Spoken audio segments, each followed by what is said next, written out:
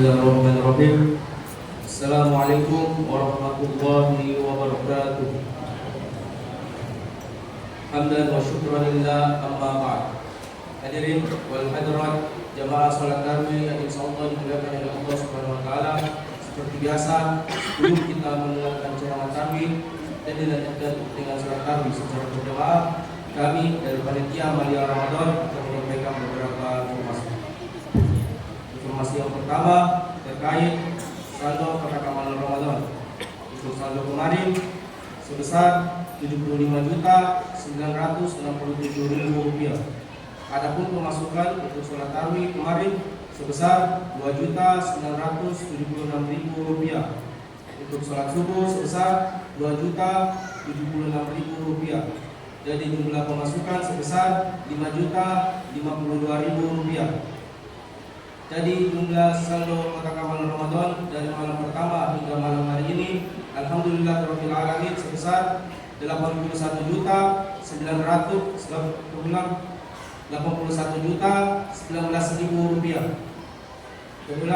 Rp81.019.000.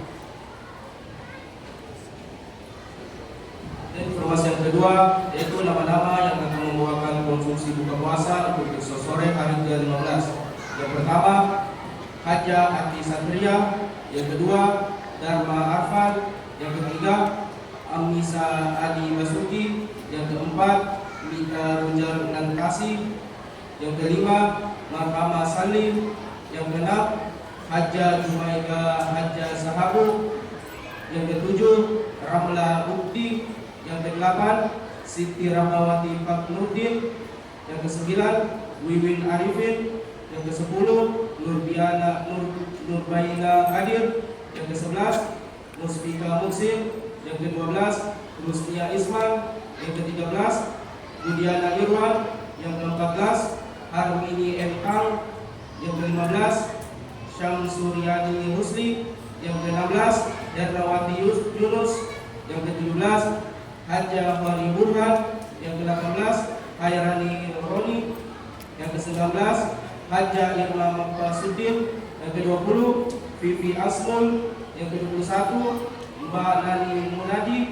Yang ke-22, Aceh Akmal.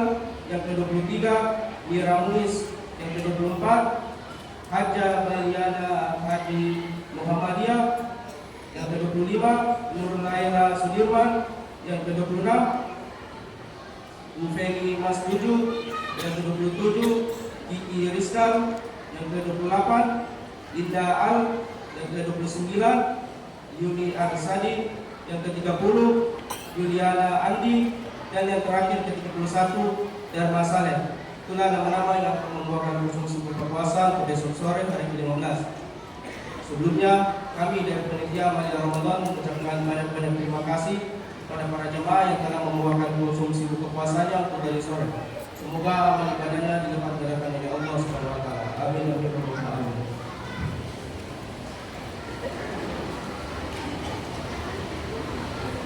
Dan informasi yang terakhir yang akan membawakan ceramah kami pada malam hari ini dengan nomor peserta 09 atas nama Muhammad Hamzah. Kami berikan waktu 5 menit dan dilanjutkan oleh yang terhormat Al-Ustaz Dr. Muhaimin SSY Ensos. Untuk Imam Tarwi yang terhormat Ustaz Abdul Salam Miftah Musi SH. Untuk Imam Witir Ustaz Wahyudi SPD. Demikian yang dapat kami sampaikan. Kurang dan lebihnya mohon dimaafkan. Akhirul kalam, wallahu subhanahu alaihi tiklan. Wassalamualaikum warahmatullahi wabarakatuh.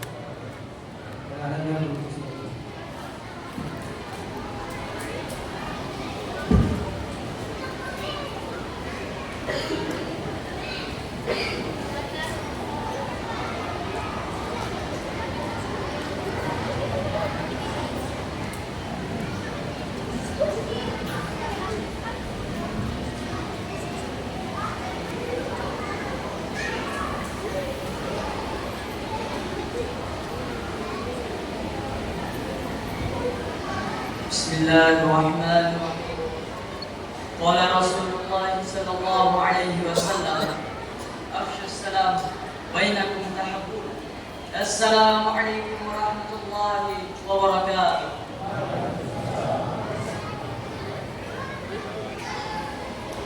Innal hamdalillah nahmaduhu wa nasta'inuhu wa nastaghfiruh wa na'udzu billahi min shururi anfusina wa min sayyiati a'malina.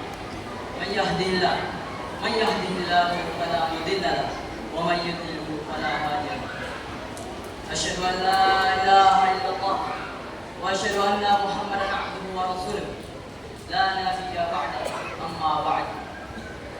Segala puji hanya milik Allah Subhanahu wa taala yang telah memberikan kita semua banyak nikmat. Saking banyaknya kita semua tidak dapat menghitungnya. Telah berapa nikmat yang telah Allah kurniakan kepada kita. Yang diantaranya adalah nikmat kesempatan dan nikmat kesehatan. Juga tidak kalah pentingnya nikmat iman dan Islam. Salawat berboncengan dengan salam berbahan bakarkan takwa dan iman. Dan lupa pula kita curahkan kepada baginda besar kita, junjungan kita, yakni baginda Nabi Allah Muhammad sallallahu alaihi wasallam. Dan beliaulah yang telah membawa kita dari zaman jahiliyah yang penuh kegelapan menuju zaman Islamiyah yang penuh ilmu pengetahuan. Atau kama qala min zulmatil nur wa ila siratil mustaqim. Masyaallah muslimin rahimani wa rahimakumullah. Berdirinya saya di sini ingin menyampaikan ceramah yang berjudul puasa yang mewaspadai puasa yang sia-sia dan tidak berdaya guna. Ibadah puasa adalah ibadah yang cukup berat, namun memiliki ganjaran yang sangat besar. Karenanya dalam setahun hanya sebulan kita diwajibkan untuk menunaikan ibadah puasa. Berbeda halnya dengan ibadah salat. Karena ringan, kita diwajibkan untuk menunaikan salat 5 kali dalam sehari semalam. Tetapi alangkah ruginya, Bapak Ibu, jikalau seorang muslim yang berpuasa dari pagi hingga menjelang berbuka, yang menahan dari makannya, minumnya, syahwatnya, dan ternyata dia tidak mendapatkan apa dari puasanya, melainkan cuma lapar saja. Rasulullah sallallahu alaihi wasallam telah mengingatkan kita seraya bersabda, "Rubba sha'imin laisa lahu siyamihi illa al-ju'." Betapa banyak orang-orang yang berpuasa, namun ia tidak mendapatkan apa dari puasanya, melainkan cuma lapar. Hadis riwayat Ibnu Majah. Dalam hadis ini, Rasulullah sallallahu alaihi wasallam mengingatkan kita bahwa banyak orang-orang yang berpuasa namun tidak mendapatkan apa-apa dari puasanya, melainkan cuma lapar saja dan dahaga. Kenapa bisa? Karena ia melakukan sesuatu yang dapat merusak pahala puasanya, sehingga tidak mengundang pahala di akhirat, tidak pula mengundang kebahagiaan di dunia. Masyaallah muslimin rahimani wa rahimakumullah. Dan diantaranya yang merusak pahala puasa kita adalah yang pertama, perkataan dan tindakan zur. Perkataan dan tindakan zur adalah semua perkataan dan tindakan yang menyimpang dari kebenaran, seperti kebohongan, tuduhan dusta, makar jahat, tipu daya, dan seterusnya. Itulah yang menyebabkan rusaknya pahala puasa kita, sehingga tidak bisa diterima oleh Allah Subhanahu wa taala amal ibadah puasa kita. Karena Rasulullah sallallahu alaihi wasallam menegaskan di dalam hadisnya dan mengingatkan kita seraya bersabda, "Man lam yada' qaula zuri wal 'amala bihi wal jahla falaysa lahu lillahi hajatun fi an yada'a ta'amahu wa syarabahu." Barang siapa yang tidak meninggalkan perkataan zur, tindakan dan kejahilan, maka Allah Subhanahu wa taala tidak membutuhkan upayanya untuk meninggalkan makannya, minumnya. Hadis riwayat Bukhari. Sebagai kesimpulan, hanya satu yang dapat saya sampaikan, tetapi masih banyak lagi yang dapat merusak pahala puasa kita. Marilah kita sama-sama meningkatkan ketakwaan dan keimanan kita kepada Allah Subhanahu wa taala, apalagi di bulan suci Ramadan, untuk mendapatkan apa yang telah dijanjikan oleh Allah Subhanahu wa taala, yaitu ketakwaan. Dengan apa? Dengan berpuasa dari berpuasa dengan menahan segala yang dapat membatalkan dan merusak pahala puasa kita. Kurang sekian ceramah saya, kurang dan lebihnya mohon dimaafkan. Jika ada kata-kata yang salah, maka itu datangnya dari saya sendiri. Jika ada kata-kata yang benar, maka itu datangnya dari Allah Subhanahu wa taala. Nun wal qalami wa ma yasturun. Fastabiqul khairat. Berlomba-lomba kita dalam kebaikan. Tsumma assalamualaikum warahmatullahi wabarakatuh.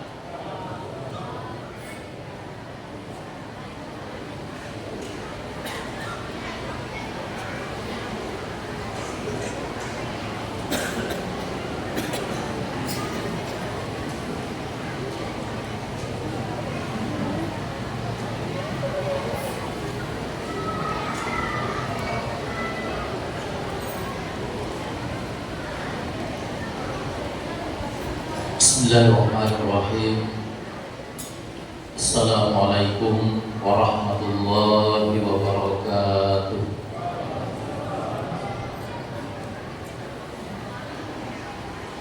Alhamdulillah wa syukurillah, wassalatu wassalamu ala rasulillah wa ala alihi wa ashabihi wa mawalah.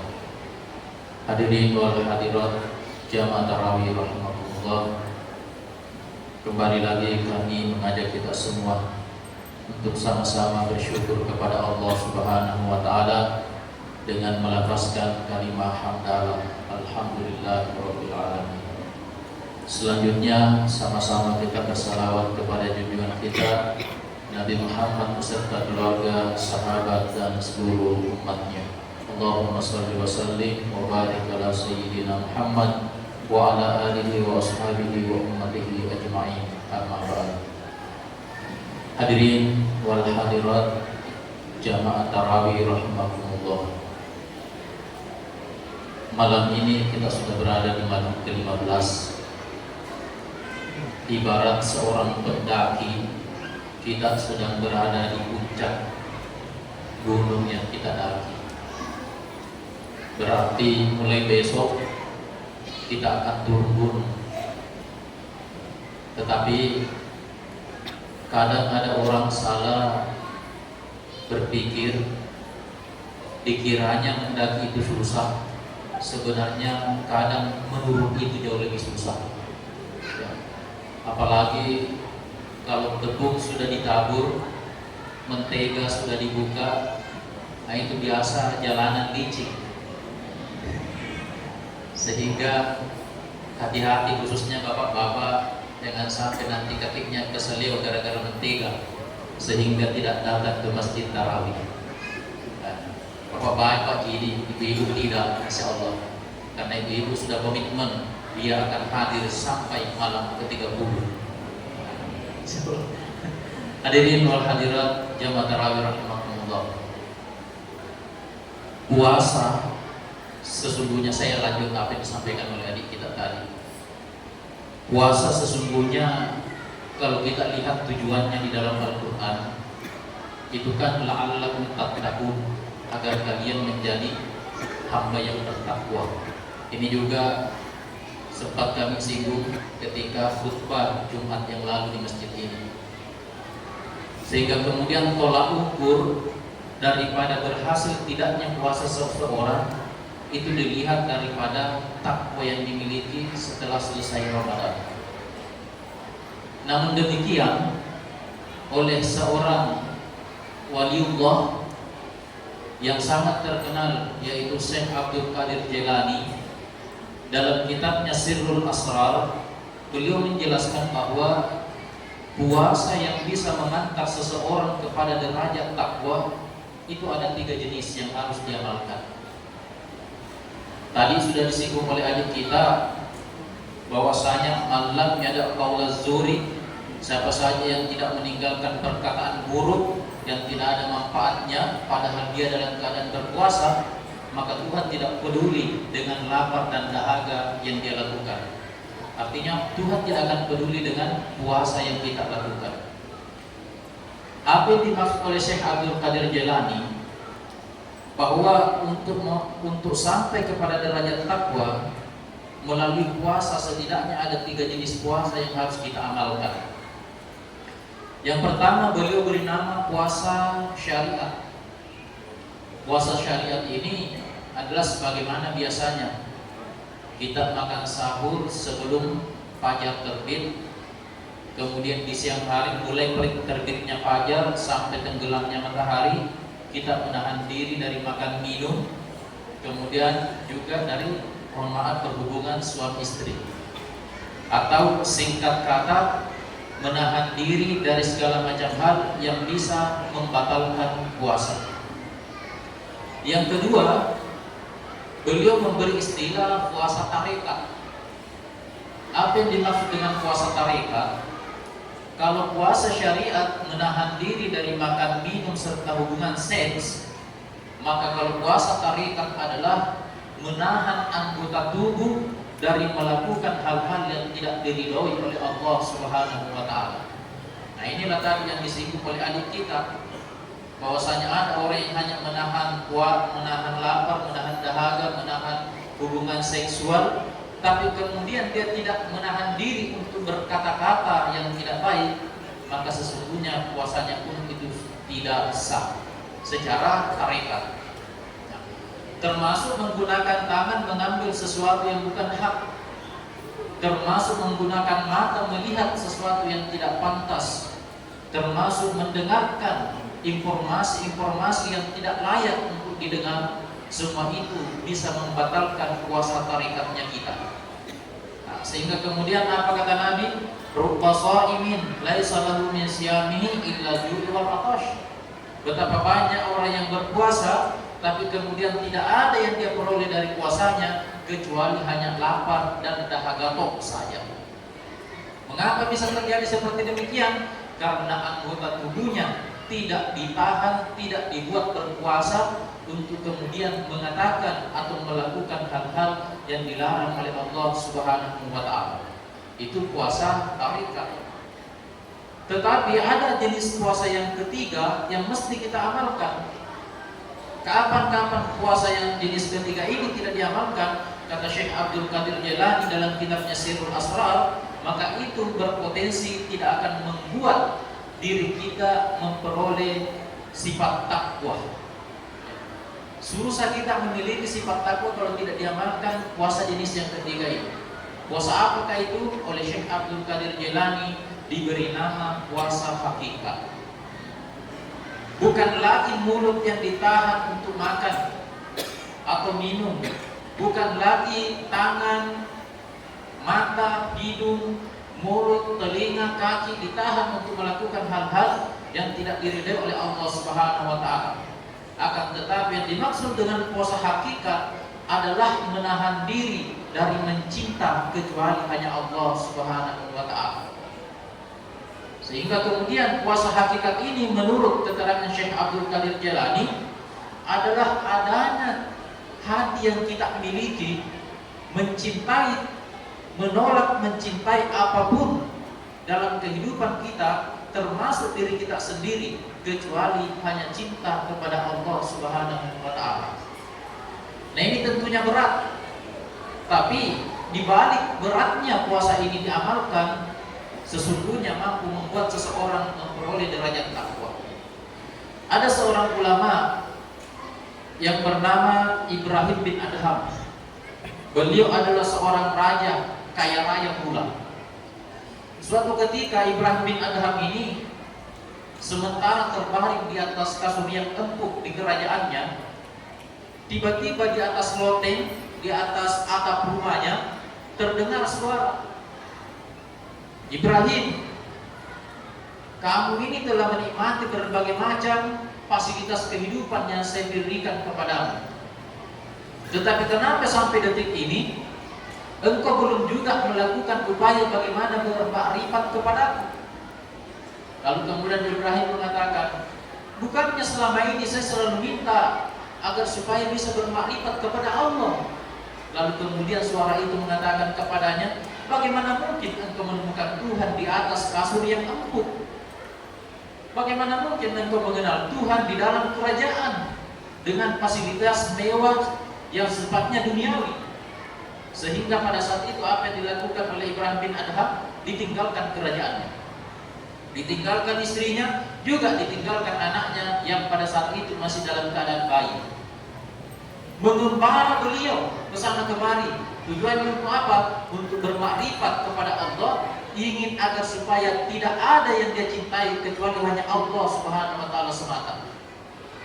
Hingga pada saat itu Ibrahim bin Adham sampai di kota Mekah. Di kota Mekah ini banyak orang yang tidak mengenalinya, karena pakaiannya selain lusuh, rambutnya juga gondrong, panjang rambutnya. Tetapi kemudian bagi orang-orang yang mengenali Ibrahim bin Adham, tetap mau menjadi murid beliau pada saat itu dan mendampinginya melakukan pengembaraan. Singkat cerita, datang suatu masa di mana anak dan istrinya melakukan ibadah haji di kota Mekah. Saat itu beliau juga sementara, anak istri dari Ibrahim bin Adham ini juga sementara mencari tahu di manakah sang suami saat ini berada, di manakah sang ayahanda saat ini berada. Singkat cerita, ketemulah mereka. Pada momen ini, dari jauh si pemuda ini dilihat oleh Ibrahim. Dalam hati Ibrahim melihat, siapakah anak pemuda ini yang sangat tampan? Siapakah pemuda ini yang sangat luar biasa tampangnya? Hingga pada saat itu mereka pun bertemu. Diberitahu bahwa sesungguhnya yang kamu lihat itu adalah anakku Ibrahim. Lantas kemudian Ibrahim bin Adham berdiri dari duduknya, dipeluknya sang anak. Sementara dipeluk sang anak, tiba-tiba ini anak jatuh tersungkur meninggal dunia. Sahabat-sahabat Ibrahim bin Adham yang ada di sekitarnya heran, termasuk sang istri juga ikut heran. Kaget mereka, kok bisa anaknya tiba-tiba mati dalam pelukan ayahnya? Maka ditanyalah Ibrahim, ada apa gerangan? Kenapa anakmu mati dalam pelukanmu? Apa kata Ibrahim bin Adham? Tadi waktu saya sementara memeluk anak saya, tiba-tiba terdengar suara dalam batin saya mengatakan, Ibrahim, puluhan tahun engkau mengembara, tujuanmu hanya untuk mencinta kepadaku, tapi bagaimana mungkin hari ini cinta itu engkau bakti kepada sesamamu makhluk? Maka pada saat itu Ibrahim mengatakan, saya pun langsung berdoa dalam hati, ya Allah, jikalau anak ini membuat cintaku padamu terbagi, maka ambillah dia sekarang. Langsung diambil oleh Allah Subhanahu wa taala. Hadirin jamaah tarawih rahimakumullah, untuk sampai kepada derajat mencinta kepada Allah Subhanahu wa taala memang bukan perkara mudah. Tetapi perlu juga untuk kita ketahui bahwa jalan yang ditempuh oleh Ibrahim bin Adham bukan satu-satunya jalan. Artinya apa? Poin yang ingin kami sampaikan pada kesempatan ini, kalau kita menginginkan puasa kita berkualitas, maka selain tahan dahaga, tahan lapar, menahan diri dari hubungan seksual, harus pula menjaga anggota tubuh kita ini dari segala macam dosa. Terlebih dengan hati kita harus ditingkatkan cintanya kepada Allah Subhanahu wa taala. Demikian apa yang sempat kami sampaikan pada kesempatan ini. Mudah-mudahan membawa berkah bagi kita semua. Akhirul kalam min Allah subhanahu wa ta'ala. Assalamualaikum warahmatullahi wabarakatuh.